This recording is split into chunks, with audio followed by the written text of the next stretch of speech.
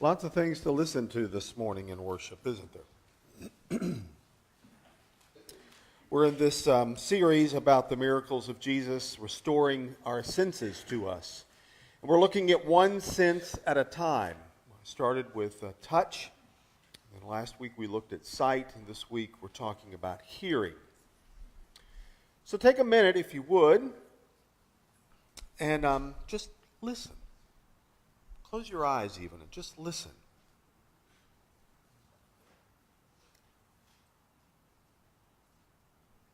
What do you hear?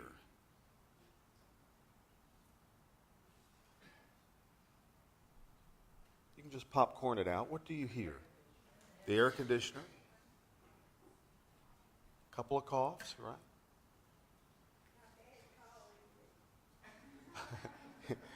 Someone calling you? Your bed calling you.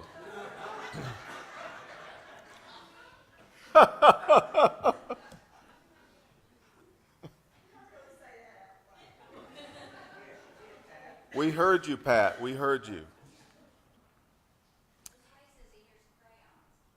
Josue hears crayons. Coloring. Oh, great. Great. Vicki and I spent a couple of days away, and we were in a wooded setting. And we forget how loud the crickets are.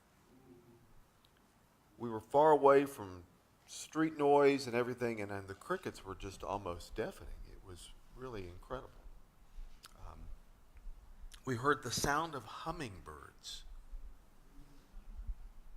You have to be really quiet to hear hummingbird wings, but boy, they do make some sound. So you hear all kinds of things, voices and birds and music and wind and traffic and crickets and rain and thunder. And the sound of silence. There are many things to listen to each day, each moment of the day. Now imagine if you lost that ability to hear. What would you miss most? Music? I would miss music too. So my grandson yesterday, I would miss that little innocent voice. Papa, come chase me.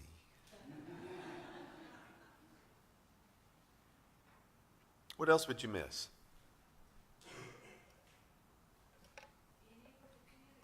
Being able to talk, absolutely.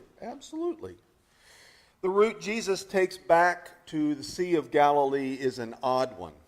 I think Mark wants us to hear something in it. It's an odd choice because going from Tyre to Lake Galilee by way of Sidon would be like going to Savannah from Atlanta by way of Chattanooga.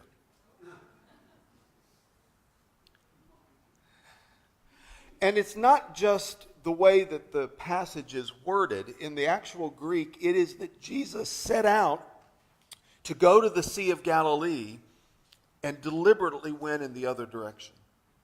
The Sea of Galilee is, as you can see from the map, somewhat southeast of Tyre, and he chooses deliberately to go north in a whole other direction, and then he'll circle back around to the Sea of Galilee through an area called the Decapolis, the city of 10 towns. And he does this not because I think Mark gets it wrong. I think it's because it may be Mark's subtle way is if you're going to follow Jesus, if you're going to go with Jesus, he is likely to take you to places that are unexpected. But he understands that sometimes it's that unplanned change of route that leads us to a place where we see something or hear something that we wouldn't if we had just stayed in our regular routine, the things that are most familiar. And you know that. You probably experienced something like it. You may think back to a time when you were having to choose classes to take and you were in school and something just told you, take that class.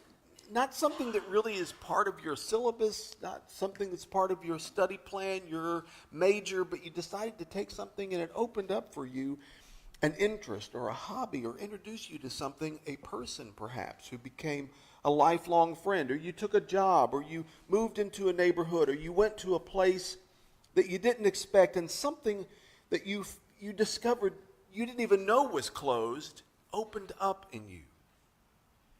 So I think Jesus deliberately takes us off our beaten path in order to open up something in us. And he does it in an area that you wouldn't recognize by looking at the map, but it's a Gentile area. It's a non-Jewish area. It's populated with some Jews, but it's largely a Gentile area. And it would be a place where there would be very distinct separations of people and culture and habits and lifestyles and all. They would be living in two different worlds even though they lived in the same area. And you certainly, as a good God-fearing Jew, wouldn't venture into an area like that on purpose. And yet Jesus does. He makes this intentional decision to go into an area that Jews, religious Jews of his day would say, unclean people live there. Stay away. Can't trust them. Don't want to be around them. And yet Jesus deliberately goes there. What's Mark want us to hear in making that statement? Well, he's going to string together a series of stories in this area because there's a common theme that all of these stories share, and that is that Jesus is constantly being confronted by people who cannot see and people who cannot hear, because he's also surrounded by people who refuse to see and people who refuse to hear. He's going into a Gentile area that people say is closed because Jesus just has an inkling for knowing where that is, and he's going to tinker with the locks and try to get it open. And he wants us to tag along. So that's what he does. He ignores the voices of his day, and he listens to the sound of people in need, and he travels into this area. And he finds all kinds of interesting people. And just immediately to this story about the healing of the deaf man, he meets a woman. She's a Syrophoenician woman. She's from that region. She is begging Jesus to come and heal her daughter, who seems to have some form of a demon possession. There were days that when Stephen was young, we thought he was demon possessed, and we would have gladly looked for an exorcist. Prayed for one a few times, right, Vicki? But this is a serious illness. Something is terribly wrong with her child, and she is desperate and goes looking for Jesus. And she says this interesting line to him, "Please come and heal my child." And Jesus responds with a puzzling statement. You know, I've really just come to give the bread to the dogs, to not give bread to the dogs. The children have to eat first. And she does this really remarkable response. Yes, but even the puppies in the house eat the crumbs from under the table. And Jesus hears something. He hears beyond just the pleading for her daughter, beyond the cultural differences that divide the two of them. He hears this person who has incredible faith, incredible wit, spunk, perseverance, all kinds of wonderful things. He hears in her response. And it's no wonder he says, I can't turn a deaf ear to somebody like you. Your desire is granted. Go home. She goes home and finds her daughter healed. He hears something. Maybe there was something in Jesus that opened up that was closed, and he didn't even know it. Now he's traveling towards Sidon, and some people bring a deaf man with a speech impediment. When you're desperate, you go looking for any source of hope. And you listen for all kinds of sounds. Somewhere, the friends of this deaf man have heard stories about Jesus. They discover that he's somewhere in the vicinity, and so they pack up their friend, and off they go chasing after the teacher to find him and perhaps perform a miracle too. And I got to wondering, what is it about how they hear of Jesus that they would even know that he might be a source of hope? If you went back just a couple of chapters, Jesus was in this area before, and he heals a man who's possessed of a demon and lives in a graveyard. The man has just this tortured mind and life. And Jesus liberates him. And the man now wants to follow Jesus. He says, no, you go back home. Tell the people what God's done for you. And he not only goes back home and tells people what God's done for him, he goes through all the 10 towns, telling everyone who will listen the great things that have happened to him. Is it possible that these people have heard about Jesus because of that man? What do you think people in Cartersville think about Jesus from what they hear us talk about him? Think it gets their hopes up? Think they know to come and find hope here because of the way we talk about Jesus? I hope so. I hope so. So, I love the way that Mark's going to tell this story. It's very powerful. Many little details, so many things in each phrase that you could listen to and hear. So I just tried to pull on a couple of them. The first thing I notice is that Jesus takes the man over to the side privately to perform this miracle and have a conversation with him. And I thought, wonder why he does that. Well, it's not only just to protect the man's dignity, but think about it. He's surrounded by a crowd everywhere he goes. What happens to a man who's never heard anything before in his life and you suddenly unstop his ears in a crowd? Oh my gosh, he's overwhelmed.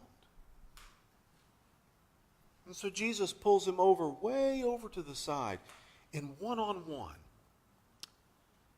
gives him just one thing to listen to. Not 1,000. Not all the voices of his family squealing with delight that he's healed. Just one thing.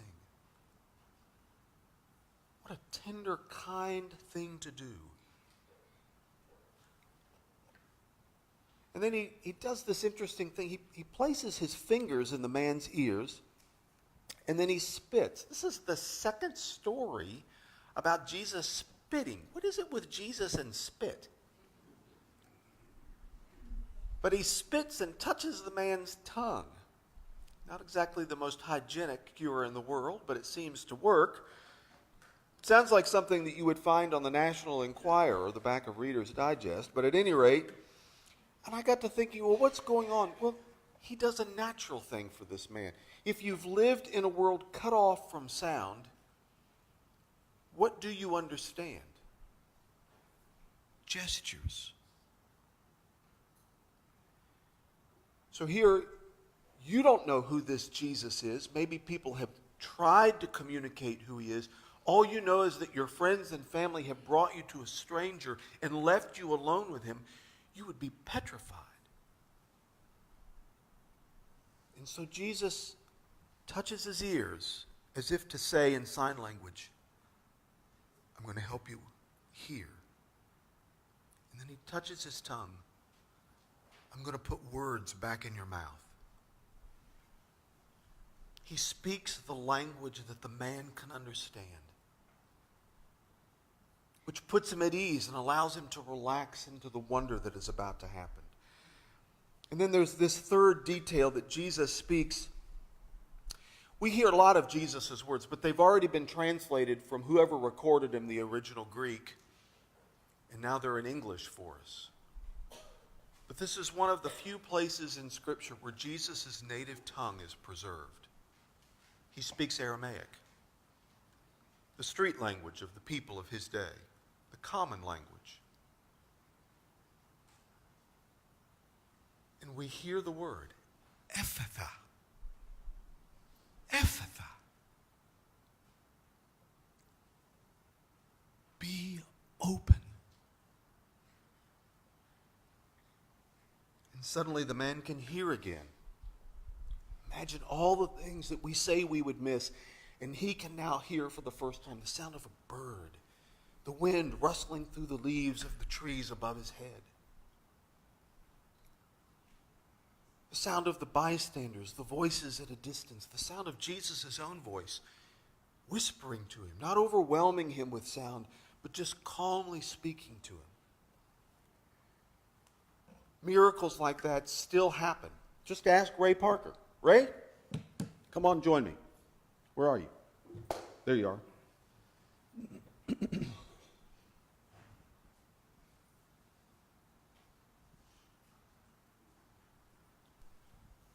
So a couple years ago, Ray underwent an ear surgery that's allowed him to hear again.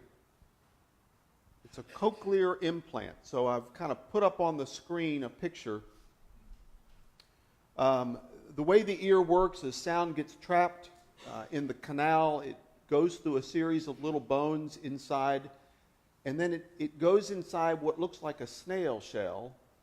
And inside that shell of the ear, there are all these little teeny, teeny hairs. And they're arranged in sequence so that from one end to the other, you hear high frequencies all the way down to low frequencies. And over time, those little hair follicles die, and they can't be regenerated.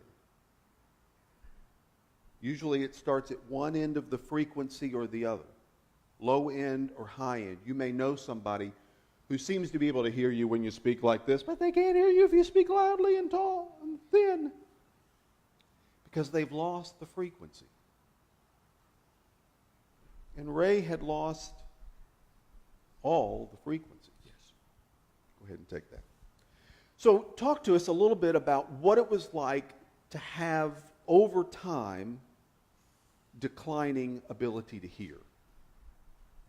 The worst thing about losing the hearing is you lose the desire to be among people and do things. You isolate yourself from society to some extent. And I did this. And up until I got this, and of course, getting back into these things is very difficult after you regain some hearing. So, you tried hearing aids, traditional ways of helping you hear, Yes. and those proved over time not to be effective anymore. So when did you find out about this procedure called a cochlear implant? 3 years ago. Thank you. 3 years ago, my hearing had got to the point that I couldn't distinguish speech. And the left ear was completely dead. The right ear had gone to the extent that I was using the most powerful hearing aid, and they couldn't improve upon that. And the audiologist suggested I look into the cochlear implant 3 years ago. And so tell me what that is. The cochlear implant is an electronic device that's implanted in the head just above the ear. It bypasses the entire workings of the ear except the hearing nerve. The electronic device is attached directly to the hearing nerve. It is powered by 2 small batteries in this outfit right here. That's all this is the power unit. This is a magnet which matches a magnet right here. And that transfers the power from these 2 batteries into the unit so that I can hear with this device. And how has it changed your life? If I were somewhat younger, it would have changed it tremendously, because I have always been active in church and business affairs and other things. And with the losing of my hearing, I withdrew from just about everything. In fact, I didn't come to church for some years because I couldn't hear what was being said. And it's a 100% turnaround. You can't describe the difference. These references that Michael made to the men that Jesus laid hands on, I can kind of sense how they felt. Suddenly, here is something that I haven't had before or haven't had in a long time. So it's miraculous, really, to say the least. And what have you found that you've most enjoyed about having that restoration? Being able to hear what somebody says to me. And it's not perfect. I don't understand near all that I hear, but I can understand enough of it to function a lot better than I could for about 20 years. Thank you, Ray.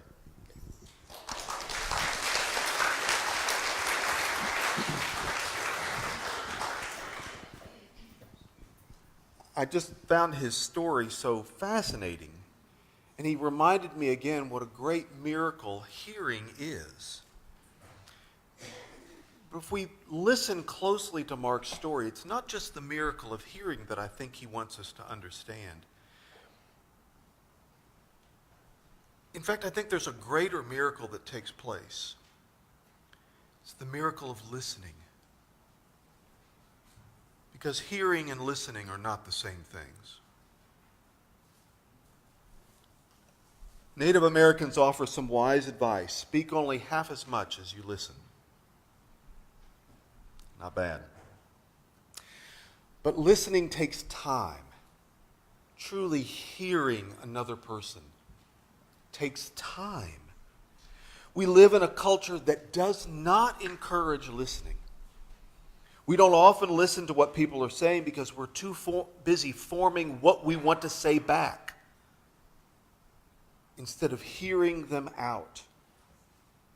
Former President Jimmy Carter once recalled how his daughter, Amy, reminded him of the value of listening. This is earlier in Jimmy's political life, not when he was president, but earlier than that, probably about the time he was governor.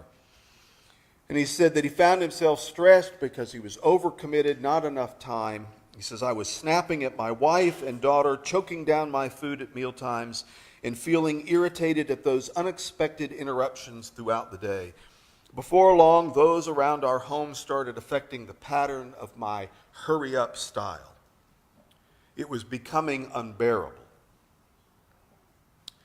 Probably Amy and Rosalind would say he was becoming unbearable. But says, I distinctly remember one evening after dinner the words of our daughter. She wanted to tell me something important that had happened to her at school that day, and she began hurriedly saying, Daddy, I want to tell you something, I'll tell you really fast. And suddenly, realizing her frustration, I answered Amy, honey, you can tell me, and you don't have to tell me real fast. Just tell me slowly. And he said, I'll never forget what Amy said. She looked at me and said, then listen slowly.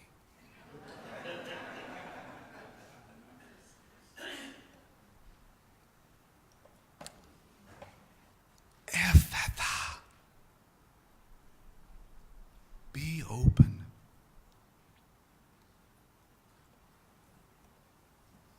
These are the first words that this man hears. Open up. All that has been closed in you, open up. Our son Stephen likes to tell about the time he was placing an order for some Chinese food. And he called the restaurant and asked how late they would be open. And the quick-paced voice at the other end said, we open till we close.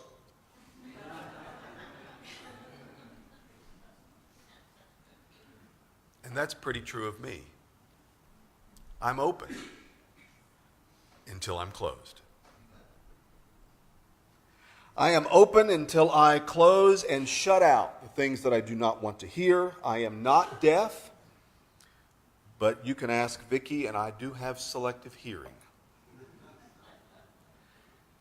And there are other things to which I am closed to. Things that I do not want to hear. Like I am wrong.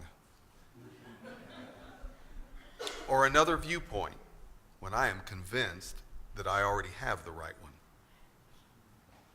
And I suspect Jesus sighs and groans and says to me, Michael, open up.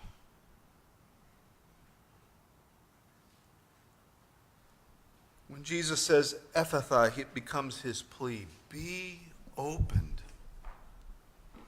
Life is too short to shut the world out. Be open to my voice, listening deeply for what God is saying to you. Be open to my call in your life, to hear beyond the words people may say and hear the feelings that are behind what they're saying. Be open, Michael, to others whose differences and outlooks may just help you understand more than you know on your own. The miracle of listening is that we come to understand more clearly the people who are around us. We may even hear in their voices the sound of God's own voice, speaking to us, opening our ears to the wonder of God's love for us and for other people. And then only after we have heard clearly do I suspect we can start to speak plainly. The two go hand in hand. Listening is what creates speech for the man that Jesus heals. What are you listening to? What shall you open your heart and mind so that when you begin to speak, others will understand clearly what you're saying and that it will be worth listening to? May it be so for us. Amen.